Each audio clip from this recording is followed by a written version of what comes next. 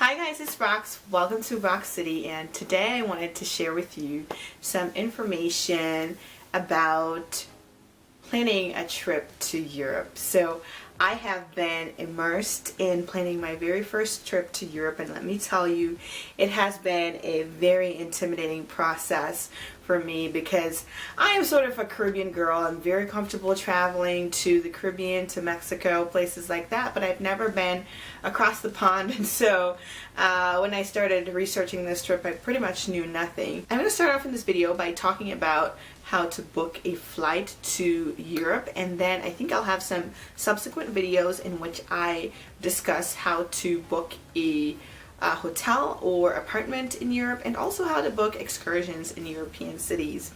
And this ties into my overall goal for this channel, which is to sort of help folks and provide information wherever I can and save folks the time and energy to go off and research a bunch of these things. So number one, I think that you want to do when you're deciding to book a trip to Europe is decide on the time of year that you want to go.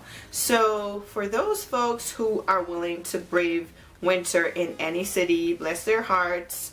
That is not me. I really love tropical vacations, number one, and my least favorite vacation are cold vacations, cold weather vacations. So I like to book vacations that are at least, kind of in that phase where it's comfortable, sort of that early spring to late fall weather, in those shoulder seasons where I can get the great prices and miss out on some of the overcrowding that happens in Europe during the peak of the tourist season.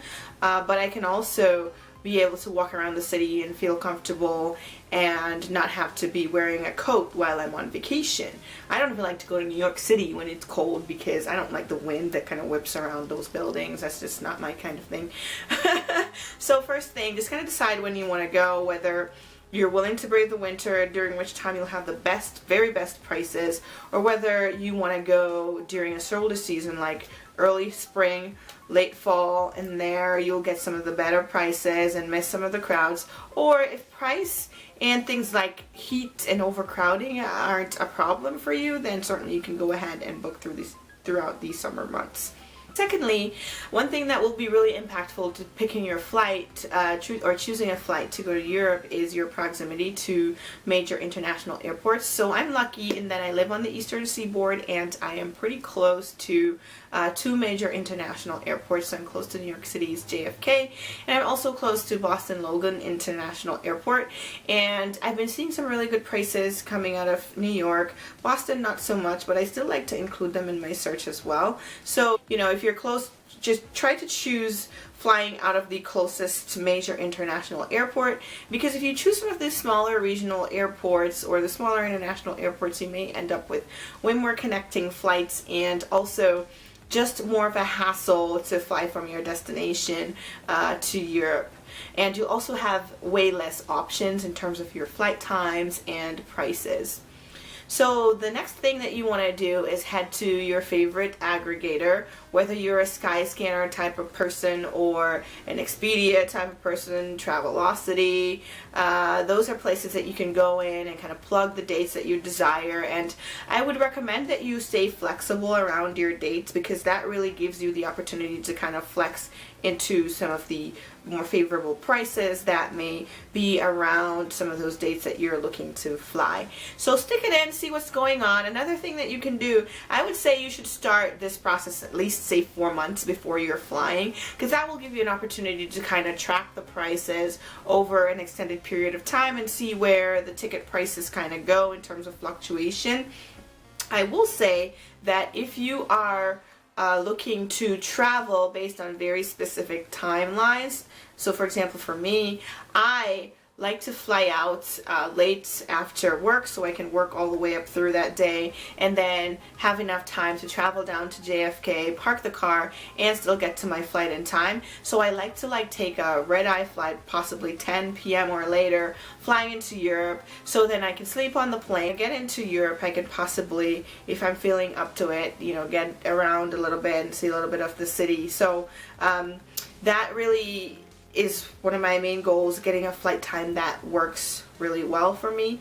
Another thing that you want to think about is your flight coming back, making sure that that works for your plans on returning to work if you're a working gal like myself, and also if you have children going back to school, which like my son has to come back to go to school the very next day after our flight. So I like to make sure that the flights kind of fit into the time frames that will allow me to get back, plus do the long drive back home from New York City. So you want to pay very close attention to the flight times that fit within your personal plans.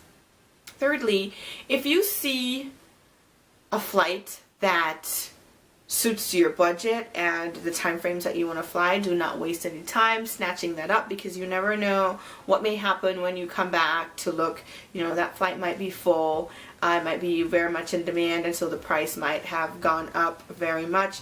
From my experience, I haven't seen where flights prices have gone down significantly from certain baselines throughout the tracking period, and I'll let you know that I booked this flight way back in December, and I kept my Skyscanner alert going because I kind of like, I'm one of those people where even after I've bought, I like to be reassured that I paid the best price, so I kind of keep track of the prices, and I've been pretty much reassured in seeing that, you know, the flight that I booked was at a really great price, and over time it really hasn't changed much. Day to day there is fluctuation. It goes up at times, sometimes up to as much as $100 more per person. Sometimes it goes down $50 or so, but it's really around that range that I paid, and so I feel pretty good about that. Another thing that I will say is, do not be limited in the places that you are searching for your flight. I was feeling pretty dejected when I looked at Skyscanner and there was a particular flight that I wanted to take, and then I looked a couple days later and the price had gone up and there was no availability for the timing that I really wanted to fly on, and I was so dejected. I was like, oh my god, I missed my opportunity. And then it came to me, like, why haven't I been searching on Google Flights? And so I went to Google Flights and I was able to find a combination of flights that was not available on Skyscanner. So that was kind of surprising to me. I didn't know that that was a potential at all. So I would say that make sure that you look at multiple search engines. Another thing that I will say is, if you're someone who's used to bundling flights like I am, so for example, I pretty much, for many vacations that I've taken, I've booked on Expedia and just bundled my flight and hotel.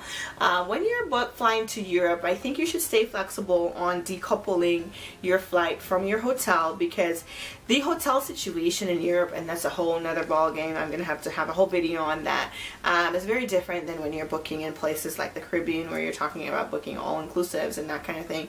And then there's so many other options in Europe besides your traditional hotels. You have your hostels and things like that, but I won't go down that road right now. But I would say, you know, feel okay with kind of just booking your flight first. I think that's the most important piece of booking a vacation, and then you can worry about your accommodations later, because there's just so many options.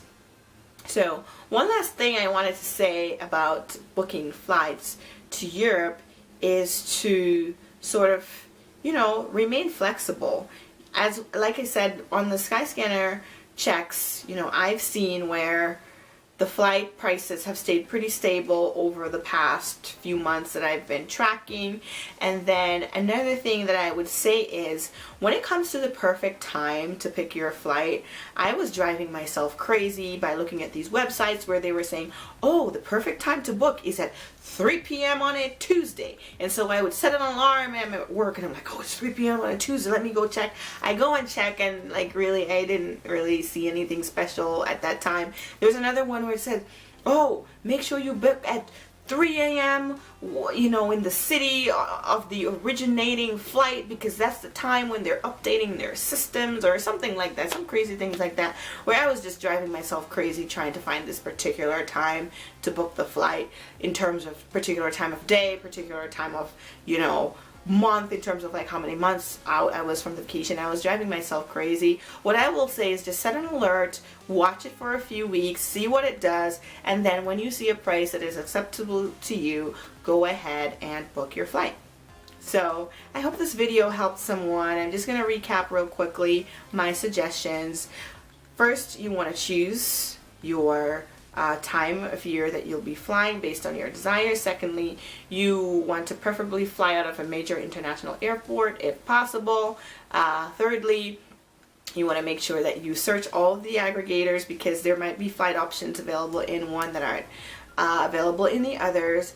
Fourthly, stay flexible around decoupling your flight from your hotel. You can always decide on your hotel situation later.